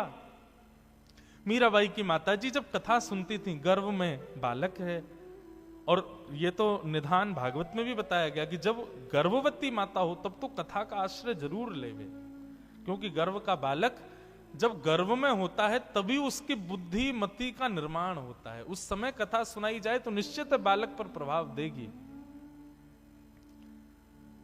तो मीराबाई की माताजी कथा सुनती थी, ऐसे ऐसे प्रश्न करती थी। बोले, भगवान आप कहते हैं कि ठाकुर जी ने मन बनाया, मैं अकेला हूं, बहुत होना चाहता हूं, तब भगवान ने सृष्टि बनाई। जो पूर्ण काम है उसको एको हम बहुश्याम की स्थिति क्यों? जिसको संसार से कोई मतलब नहीं है, जो अपने आप में परिपूर्ण है, उसको सृष्टि बनाने की इच्छा क्यों प्रकट होती है? ये सब प्रश्न कुंवरी जी करती हैं, मीराबाई की पूज्य माता जी। एक दिन प्रश्न किया, यदि माया भगवान के सामने टिक नहीं पाती तो फिर इस संसार को कौन बनाता है? संसार तो माया है, और जब माया भगवान के आगे नहीं टिक सकती तो क्या भगवान ने संसार को नहीं बनाया? ऐसे ऐसे प्रश्न बाई जी करती थी। दूधा जी बैठ करके सुनते थे, थोड़े आनंदित भी होते थे। चलो प्रश्न तो अच्छे हैं, ऐसे प्रश्न जिज्ञासा प्रकट कर रही हैं, इसका मतलब श्रेष्ठता है, कथा सुनती हैं। परंतु बंधुओं, जैसे ही कथा में श्रीमद् भागवत में 10वां स्कंद प्रारंभ हुआ और नंदस्त्वात्मज उत्पन्ने जाता आह्लादो महामना आहूय विप्रान वेदज्ञान स्नातः सुचिरलंकृत वाचयित्वा स्वस्तेनम जात कर्मात्मजस्य वै कारयामास विधिवत पुत्र देवार्चनम तथा। जैसे ही नंदोत्सव की कथा प्रारंभ हुई, एक दिन 2 दिन निकल गए। अब दूधा जी कहें कि भाई रोज प्रश्न पूछती थी बहू रानी, आजकल प्रश्न नहीं पूछ रही है। पूछवाया, बोले अब कोई जिज्ञासा नहीं तुम्हारी? तो बस सजल नेत्रों से बोल पड़ी कि पता नहीं, जब से कृष्ण जन्म हुआ तब से ऐसा लग रहा है मानो प्रश्न उठता तो है, लेकिन प्रश्न का उत्तर भी हृदय में अपने आप ही आ जाता है। ये बात सुनकर के दूधा जी समझ गए, निश्चित ही गर्भ का बालक साधारण नहीं है। संकेत तो जन्म से पहले से ही होने लगे थे कि भक्तिमती मीरा का अवतरण होने वाला है। और जब शरद पूर्णिमा का समय आया और दास दासियों ने जाकर के दूधा जी को बताया, बोले कि बधाई हो, आपके घर आपके पुत्र के यहां एक सुंदर कन्या ने जन्म लिया है। बंधुओं, मीराबाई के चरित्र में आता है कि श्री राव दूधा जी ने मेड़ता में इतना उत्सव मनवाया, इतना उत्सव मनवाया, सुनने वालों को यही लगता था कि लाला हुआ है, सुनने वालों को यही लगता था कि पुत्र हुआ है। लेकिन जब पता चलता कि नहीं पुत्र नहीं पुत्री हुई है, तो राव दूधा जी की सब लोग जाकर के बलैया लेते, प्रणाम करते, बोले धन्य हैं आप। आजकल वुमेन एम्पावरमेंट की बात होती है, कहते हैं कि प्राचीन काल के भारत में माताओं को नहीं करते थे, माताओं का जन्म की बात सुनते ही माता पिता ऐसा करते आदि। अरे ये वो लोग करते थे जिनकी बुद्धि विकृत थी। लेकिन राव दूधा जी, उनके विषय में वर्णन आता है, जैसे श्री कृष्ण जन्मोत्सव 6 महीने मास पर्यंत चलता रहा, वर्ष पर्यंत चलता रहा, ऐसे ही मीराबाई का जन्मोत्सव भी मास पर्यंत चलता रहा। सबको बधाइयां बांट रहे हैं, अपने गले के हार दे देते हैं। एक बार एक व्यक्ति ने राव दूधा जी से पूछा, भगवान, ये जब से आपके पुत्र के पुत्री हुई है तब से आप बड़े प्रसन्न दिखाई देते हो। ऐसा होता है कि कई घरों में लक्ष्मी जन्म लेती है और उस लक्ष्मी के जन्म लेते ही घर में कुछ अद्भुत होने लग जाता है। तो निश्चित ही आपके पुत्र के जो पुत्री हुई है उसके आने के बाद आपके घर में क्या ऐसा हुआ कि आप इतने प्रसन्न रहते हो।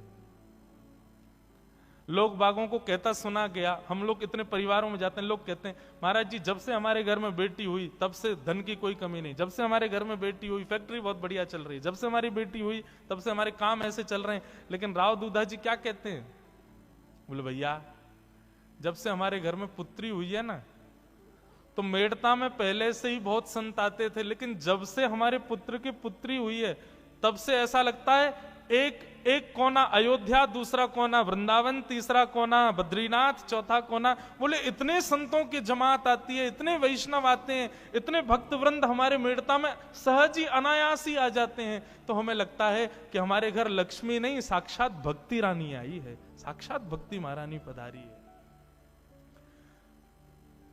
बंधुओं, संतान के जन्म लेने से धन बढ़े, वैभव बढ़े, ऐश्वर्य बढ़े, यश बढ़े, मान बढ़े, कीर्ति बढ़े, ये सबकी इच्छा होती है। पर संतान के आती भक्ति बढ़े, ये राव दूधा जी के साथ हुआ। पहले जितनी सेवा पूजा घर में होती थी उससे कई गुना ज्यादा अब होने लगी जब से भक्तिमती मीरा पधारी है।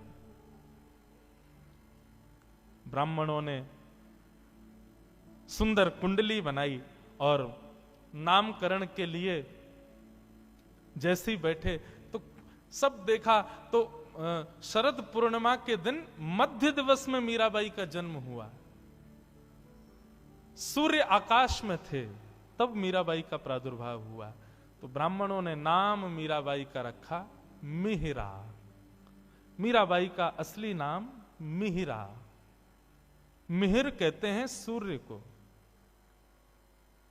ऐसे सूर्य के प्रकाश में पूर्णिमा के दिन उनका जन्म हुआ, इसलिए नाम पड़ा मिहिरा। परंतु फिर अब घर में होता ही है कि लोग बाग जब नाम बोलते हैं तो फिर वो शॉर्ट फॉर्म हो ही जाता है। तो मिहिरा मिहिरा मिहिरा करते करते मीरा मीरा हो गया। लेकिन मूल नाम जो ब्राह्मणों ने रखा मीराबाई का वो है मिहिरा। मिहिरा नाम रखा गया।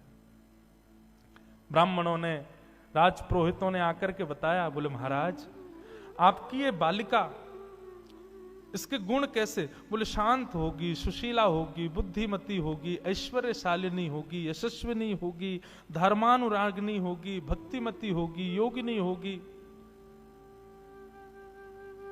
संसार के सुख से रहित रहने वाली होगी, ज्यादा संसार के भोग विलास उपभोग में इसकी रति कम होगी, अपने कुल को यश प्रदान करने वाली होगी, माता पिता का नाम अमर करने वाली होगी, दसों दिशाओं में युग युगांतकों तक आपकी इस बालिका का नाम रहेगा, कई मानवों की प्रेरणा की स्रोत बनेगी। और प्राचीन काल में वैसे तो आज भी ज्योतिषी से आप पूछोगे तो वो बता देगा कि मृत्यु कैसी होती है, पर अब बताते नहीं है। पर यहां पे ये भी बता दिया, बोले इसका मृत्यु काल एक आश्चर्य बन के रह जाएगा, आपकी ये बालिका ऐसी होगी। ये सब भाव सुनकर के राव दूधाजी बड़े प्रसन्न रहने लगे। घर में उत्सव होते हैं, रोज नए संत पधारते हैं, कोई सत्संग की क्रिया होती है, कुछ भी होता है। धीरे धीरे मीराबाई 6 महीने की हो गई।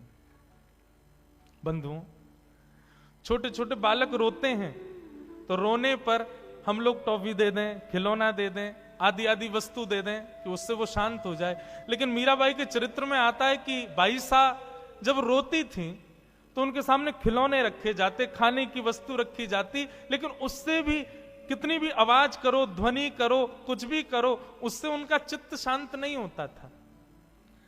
एक दिन राव दूधाजी ने सुना बड़ी जोर से रोने की आवाज आ रही है। अरे भैया, ये मिहिरा रो क्यों रही है? रानियों ने कहा, भगवान पता नहीं, सुबह से शांत करा रही हैं पर हो ही नहीं रही। राव दूधाजी बोले, लाओ मुझे दो, मैं लेके जाता हूं। गोदी में लेकर के मिहिरा को राव दूधाजी बाहर गए और दूधाजी के बंधुओं महल में चतुर्भुजनाथ भगवान का मंदिर है, जहां चतुर्भुज भगवान विराज रहे हैं। मीरा को लेकर के जा रहे हैं, रोना शांत नहीं कर रहे, खूब शांत करा रहे हैं। लेकिन जैसे ही चतुर्भुज भगवान के मंदिर में लेकर के गए, घंटे घड़ियाल बज रहे थे, आरती चल रही थी। राव दूधाजी ने इशारा किया, देखो देखो लाली, सामने देखो, जय जय जय जय। मीराबाई ने जैसे ही सामने ठाकुर जी को देखा, शांत हो गए। एक टक अपलक नेत्रों से 6 महीने की बालिका ठाकुर जी को देख रही है और ठाकुर जी के रूप पर मानो वहीं से ही न्योछावर हो रही है। घर के लोगों को उपाय पता चल गया। अब तो मीरा जब भी रोवे सब उठा के उसको मंदिर ले जाए, और मंदिर जाते कुछ मत करो, घंटे घड़ियाल भी मत बजाओ, बस मंदिर में जाके बैठ जाओ, मीरा अपने आप शांत हो जाती है। अब तो घर में जो भी आता है, मीरा जैसे ही रोती है लेकर के सब मंदिर भागते हैं और मीरा शांत हो जाती है। बंधुओं, आजकल तो पता नहीं, पर प्राचीन काल में ऐसा होता था कि जब बालक 6 महीने का बड़ा होने लगता, अन्नप्राशन संस्कार होता, उसको पहला अन्न खिलाया जाता। तब आज भी शायद मैंने 1-2 जगह वीडियोस में तो देखा, बच्चों के आगे 4-5 वस्तु रखते हैं। गीता जी रखेंगे, पैसा रखेंगे और छुरी रखेंगे और बहुत सारी चीजें रख देते हैं। बच्चे को छोड़ देते हैं, जब वो घुटमुन चलने लगता है और फिर देखते हैं वो किसकी तरफ आकृष्ट होगा। तो बालक यदि चक्कू वक्कू पे हाथ धर दे तो माता पिता तभी रोने लग जाते, बोले अरे इसको सिखाना पड़ेगा, इसको सुधारना पड़ेगा, अभी से ही हाथ धर दिया। तो बचपन से ही माता पिता उसका फिर वातावरण शुद्ध करते थे, कहीं बिगड़ ना जाए। लेकिन वो बालक गीता जी पे हाथ रखता है या कहीं श्रेष्ठ स्थान पे, ऐसा होता था ना पहले, आजकल तो नहीं होता। आजकल बंधुओं करना भी मत। बताऊं क्यों? क्योंकि 9 महीने बालक गर्भ में रहा, उस समय माता पिता की ही चित्तवृत्ति शुद्ध नहीं थी, तो निश्चित है बालक जन्म लेती गलत वस्तु ही छुएगा, तो जीवन भर घबराहट में रहोगे। इसलिए बढ़िया अब करना ही नहीं ये काम। श्रीमद् भागवत कहती है बंधुओं, बालक का पालन जन्म होने के बाद नहीं होता, बालक का पालन तो 9 महीने मां के गर्भ में ही हो जाता है। उसको संभालते हो आप जन्म लेने के बाद, लेकिन उसकी बुद्धि और चित्त का निर्माण तो तब होता है जब 9 महीने वो मां के गर्भ में होता है। उस समय मां जैसी रहती है, जैसा सोचती है, जैसा करती है, उसका प्रभाव बालक पर होता है। श्रीमद् भागवत में 5 काम बताए गए। गर्भवती माताओं को 5 चीजों का ध्यान रखना चाहिए। 5 काम कौन कौन से? जैसे ही पता चले गर्भ में बालक आ गया है, गर्भ में बालक है, उसके बाद में मां जब तक बालक को जन्म ना दे, इन 5 चीजों का ध्यान रखे। क्या? सत्यम, शौचम, दया, दानम, एक भुक्तुम तु भोजनम, वर्षावधि स्त्रिया कार्यम तेन पुत्रोति निर्मल। सत्य वाचन, सत्य बोले, 9 महीने तक मजाक में भी झूठ ना बोले, शौचम यानी कि पवित्रता रखे, अपने आसपास भी शुद्धता का ध्यान रखे, दया, सब पर दया करे, शत्रु भी आ जाए उससे भी प्रेम से ही बात करे, दानम, रोज कुछ ना कुछ दान करे, और पांचवा और सबसे कठिन, एक ही बार भोजन करे, बाकी के समय फल खा करके पौष्टिक आहार ही खावे, भोजन एक ही बार करे। इस प्रकार 9 महीने जो माताएं ध्यान रख करके अपना शैशव काल, अपना गर्भस्थ का काल जब निकालती हैं, और छठवां काम, रोज भागवत की कथा सुने, रोज वैष्णव भक्तों का सत्संग श्रवण करे, तेन पुत्रोति निर्मल, उसका बालक साधारण नहीं होगा। तो मीराबाई का ऐसा स्वरूप स्वभाव। अब तो उनको लेकर के सब मंदिर में ही बैठ जाते हैं। धीरे धीरे मीराबाई थोड़ी और बड़ी हुई, घर में एक संत पधारे। घर में क्या चलता है उससे मीराबाई को ज्यादा रुचि नहीं होती, लेकिन संत वैष्णव आते हैं, बचपन से ही मीराबाई उनके पास जरूर बैठती है, पूछती कहां से आए हो, आपका नाम क्या है, आप ऐसे वस्त्र क्यों पहनते हो, आपकी इतनी बड़ी दाढ़ी क्यों है, ऐसी जटा क्यों रख रखी है, यही पूछती रहती मीराबाई। और नेक्स्ट सी नन्ही सी बालिका के मुख से तोतली वाणी से ऐसे सुमधुर स्वर सुन के संत जन खूब आशीष देते हैं मीराबाई को। एक संत पधारे, अपने ठाकुर जी की सेवा कर रहे थे। मीराबाई पहुंच गई और बैठ करके ठाकुर जी को देख रही है, कैसे सेवा हो रही है, कैसे आरती हो रही है, पंचामृत स्नान हो रहा है, आदि आदि सब देखने लगी। संत ने धीरे से पूछा, तुम्हारा नाम क्या है? मीराबाई ने अपना नाम बताया, मेरा नाम मीरा है। मीराबाई बोली, आप क्या कर रहे थे? बोले, ये मेरे ठाकुर जी हैं, मैं इनकी सेवा कर रही थी। मीराबाई बोली, ठाकुर जी तो हमारे मंदिर में बैठे हैं, 4 भुजानाथ ठाकुर जी तो वो हैं, ये कौन है? बोले, वो बड़े ठाकुर जी बेटा, ये छोटे ठाकुर जी। बोले, अच्छा ठाकुर जी इतने सारे होते हैं? बोले, अरे जैसी जिसकी भावना वैसे ठाकुर जी हो जाते हैं, जरूरी थोड़ी है। तो मीराबाई बोली, तो मतलब हमारे मंदिर में जो 4 भुजानाथ हैं वो ठाकुर जी नहीं है, ये ठाकुर जी हैं। बोले, नहीं, ये भी ठाकुर जी हैं, वो भी ठाकुर जी हैं। बोले, 2 ठाकुर जी कैसे? अब मीरा आपके पास बैठी है, अब हमारे राव दूदा जी कह रहे हैं मेरी गोद में, ऐसे कैसे? मैं तो आपके पास हूं ना, ठाकुर जी 2 जगह कैसे हो सकते हैं? मीराबाई की नन्ही सी ये मधुर बात सुन के संत बड़े प्रसन्न हो गए। संत समझाने लगे, अब मन में सोच भी रहे हैं छोटी सी है, इसको क्या समझाऊं मैं, लेकिन फिर समझा भी रहे हैं। बोले, बेटा ठाकुर जी उपासना के बिंदु होते हैं, हम उनकी उपासना करते हैं तो ये प्रारंभिक स्थिति होती है कि एक जगह ठाकुर जी को मान करके उनकी पूजा की जाती है, फिर धीरे धीरे धीरे जब हमारे भाव दृढ़ हो जाते हैं तो सब जगह ठाकुर जी दिखाई देते हैं, फिर सब जगह ठाकुर जी आ जाते हैं।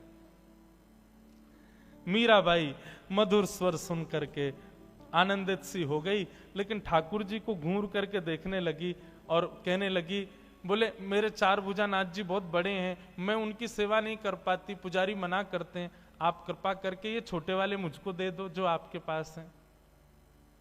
संत ने देने से मना कर दिया, नहीं ये तो मेरे ठाकुर जी हैं, ये कैसे दूंगा?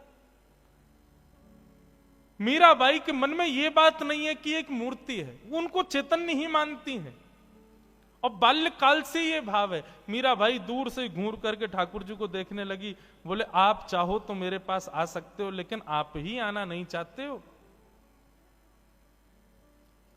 ठाकुर जी पर क्रुद्ध होकर के मीराबाई ऐसी बातें करने लगी, जाकर के बैठ गई, रुदन करने लगी, व्याकुल होने लगी। मन में आवे जैसे एक बालक खिलौने के लिए रोता है, वैसे मीराबाई रो रही है ठाकुर जी के लिए। अगले दिन प्रातःकाल मीराबाई अपने आप तैयार होकर के सीधे संत के पास पहुंच गई और गेट के बाहर से थोड़ी सी नजर डाल के ठाकुर जी को देख रही।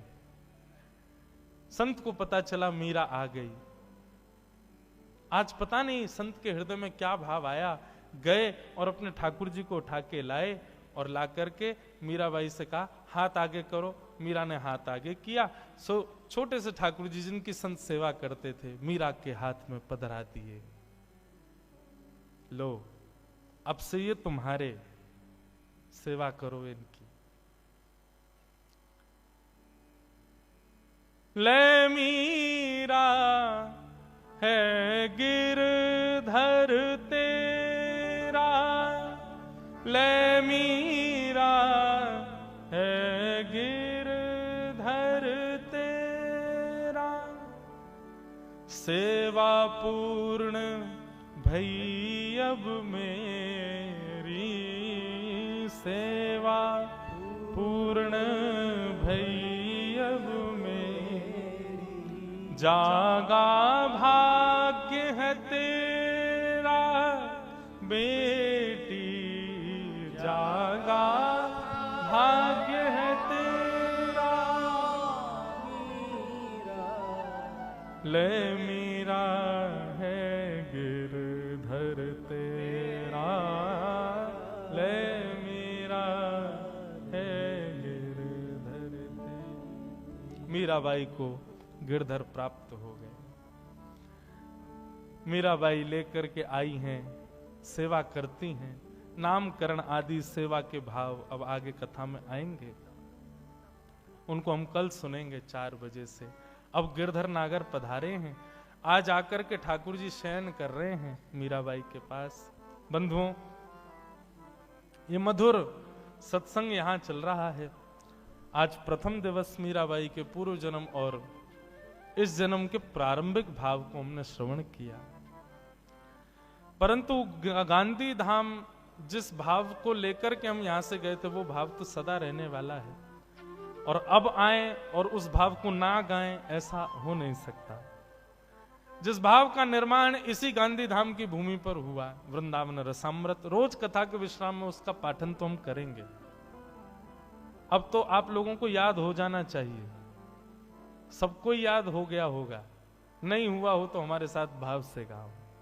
हमारे वृंदावन के 7 सप्तनिधि और उन सप्तनिधियों को उजागर किया गया था इसी गांधी धाम की भूमि पर। आओ उन्हीं 7 निधियों को प्रणाम करते हुए आज के मंगल भाव को विराम देते हैं। सब लोग गाओ।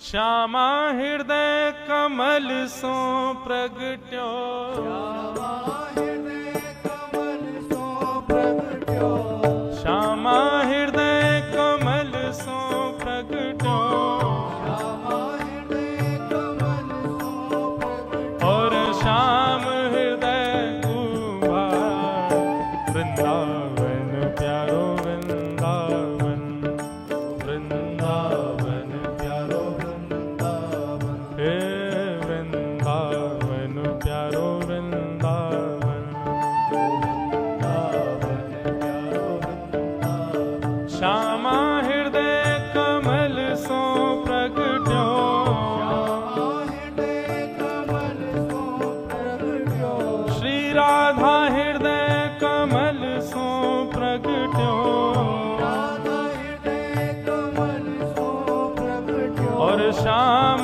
हृदय कुभार, वृंदावन प्यारो वृंदावन, वृंदावन प्यारो वृंदावन, हे वृंदावन श्री वृंदावन, वृंदावन श्री वृंदावन। सब सुख सागर रूप जागर रहे वृंदावन धाम, सब सुख सागर रूप जागर रहे वृंदावन धाम।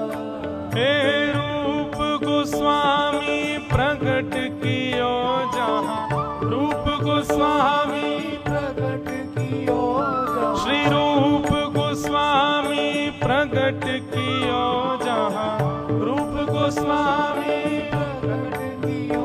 राधा गोविंद रूप निधान, वृंदावन प्यारो वृंदावन, वृंदावन प्यारो वृंदावन, हे वृंदावन श्री वृंदावन,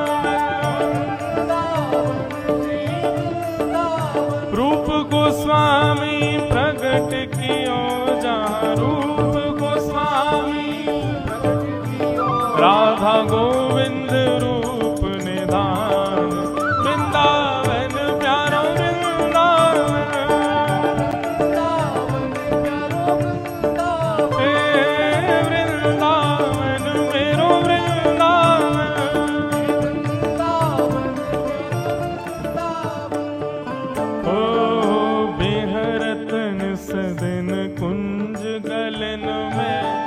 ब्रज जन मन सुख धाम विहरत निश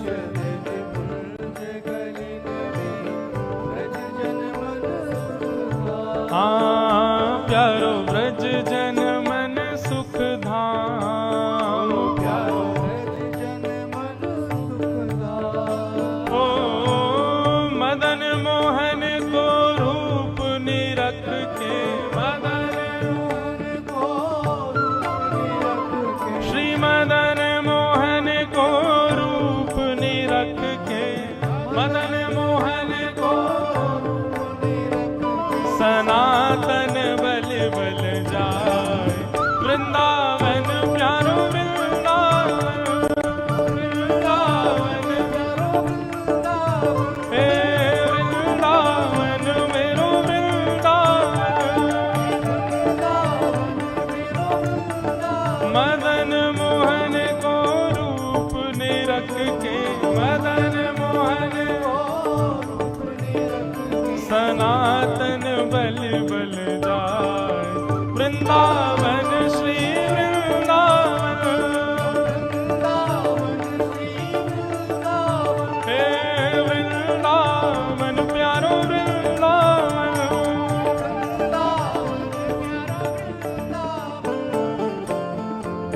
प्रथम ठाकुर जी हमारे वृंदावन के गोविंद देव जी, दूसरे निधि हमारे वृंदावन के श्री मदन मोहन जी और तीसरे निधि हैं श्री गोपीनाथ जी। प्रणाम करो। गोपी ग्वाल सब ही और धारे प्यारो गोपीनाथ गोपी ग्वाल सब ही और धारे प्यारो गोपीनाथ हाँ प्यारो प्यारो गोपीनाथ प्यारो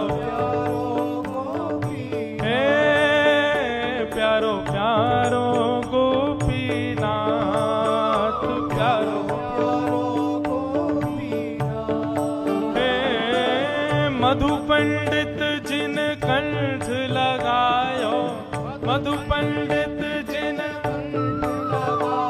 श्री मधु पंडित जिन कंठ लगायो मधु पंडित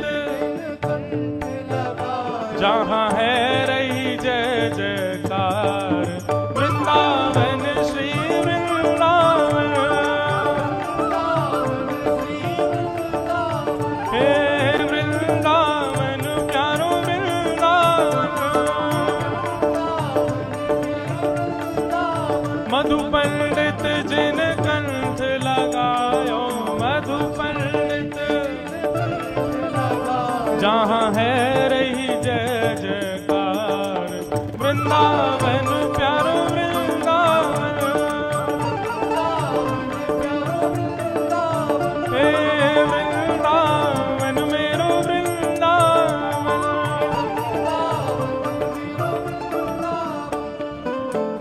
गोपाल भट्ट की हृदय वेदना प्रगट्यो शालिग्राम गोपाल भट्ट की हृदय वेदना प्रगट्यो शालिग्राम ओ गोपाल भट्ट की हृदय वेदना प्रगट्यो शालिग्राम गोपाल भट्ट की हृदय वेदना प्रगट्यो शालिग्राम कौन हे रूप सुधा को खान हमारो रूप सुधा को हे रूप सुधा को खान हमारो रूप सुधा को श्री राधा रमण जुलाल वृंदावन प्यारो वृंदावन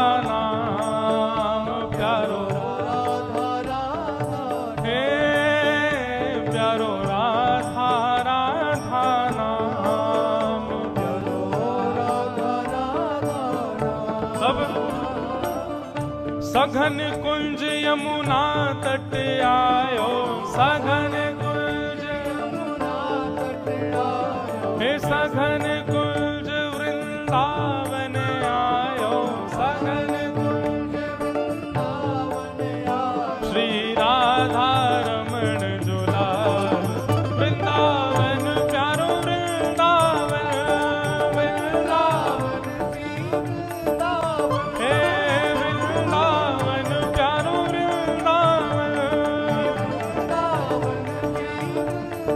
सघन कुंज यमुना तट आयो, सघन कुंज यमुना तट आयो, श्री राधा रमण जुलाल वृंदावन प्यारो वृंदावन, वृंदावन प्यारो वृंदावन, हे वृंदावन मेरो वृंदावन,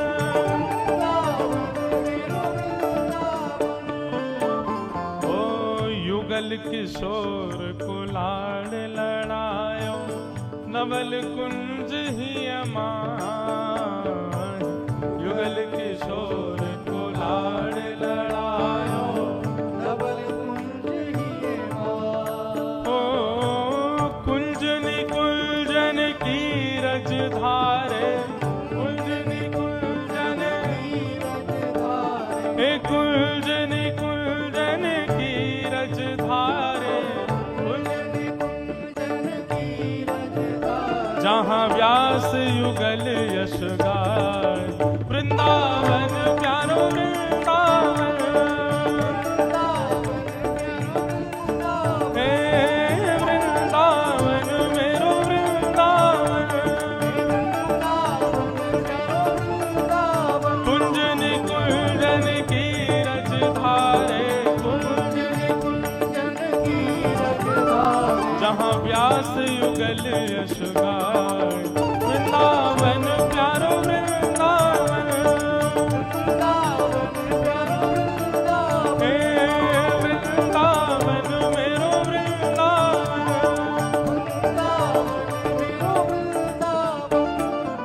अब हमारे वृंदावन के सबसे सुंदर ठाकुर जी, सातवें निधि कौन है?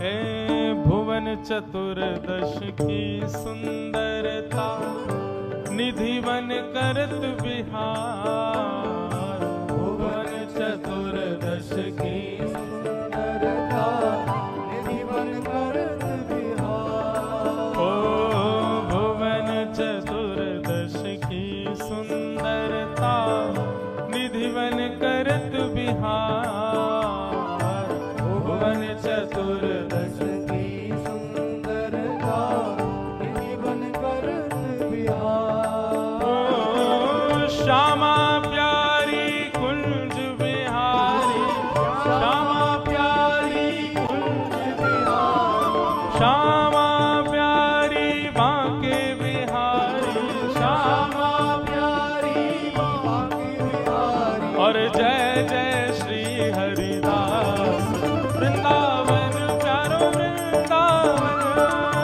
वृंदावन प्यारो वृंदावन, हे वृंदावन मेरो वृंदावन, वृंदावन मेरो वृंदावन, श्यामा प्यारी कुंज बिहारी, श्यामा प्यारी कुंज बिहारी, और जय जय श्री हरिदास वृंदावन प्यारो वृंदावन, वृंदावन प्यारो वृंदावन, हे वृंदावन मेरो वृंदावन, वृंदावन मेरो वृंदावन, जिनकी कृपा से यह रस प्रगट्यो वृंदावन अभिराम, जिनकी कृपा से यह रस प्रगट्यो वृंदावन अभिराम, ओ वृंदावन अभिराम, ओ प्यारो वृंदावन अभिराम, ओ सप्त निधिन को ही उजियारो, सप्त निधिन को ही उजियारो, हम सबके प्राणन सो प्यारो,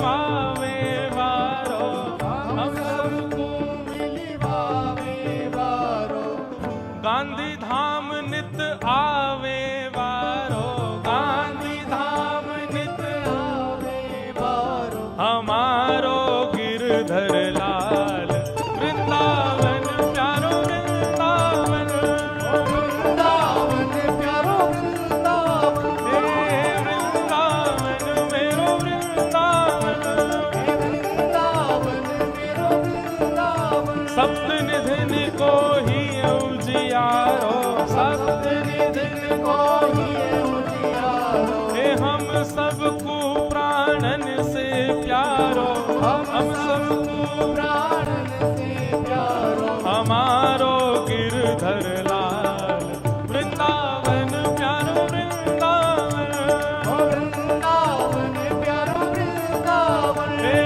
वृंदावन प्यारो वृंदावन, वृंदावन प्यारो बाप से गाओ, हे जय राधे राधे, राधे राधे, जय राधे राधे, राधे राधे, कृष्ण दुलारी, राधे राधे, भक्तन की प्यारी, राधे राधे, बरसाने वाली, राधे राधे, श्री कृष्ण प्यारी, राधे राधे, गिरधर की प्यारी, राधे राधे, ब्रजवासल प्यारी, राधे राधे, हरिवंश दुलारी, हरिदास दुलारी, जय राधे राधे, जय राधे राधे, जय राधे राधे, सब प्रेम से गाओ, सब भाव से गाओ, बरसाने वाली, सब भक्त प्यारी, जय राधे राधे, जय राधे राधे, जय राधे राधे, जय राधे राधे, जय राधे राधे, जय राधे राधे, जय राधे राधे, जय राधे राधे, जय जय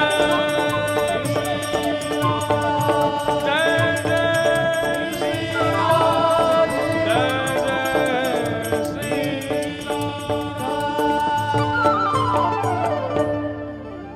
बोलो वृंदावन बिहारी लाल की, द्वारिकाधीश के जय, रण छोड़ राय भगवान की जय, प्यारे गिरधर लाल की जय, मीरा के गिरधर लाल की जय, गिरधर की मीरा की जय, गिरधर मीरा दोनों की जय, जय श्री राम। बंधुओं, 3:30 बजे तक आप लोग सब उपस्थित हो जाना। कल भी 4 बजे से हम यहाँ आकर के मीराबाई के मंगल भाव को पुनः सुनेंगे। आज प्रथम दिवस, अब 3 दिन का और शेष है, 4 ही दिन का ये भाव यहाँ पर व्यवस्थित हो रहा है। निश्चित ही आनंद का अनुभव हम आप सब लोग कर रहे हैं। हमारे क्या आप सब लोग प्रसाद भोजन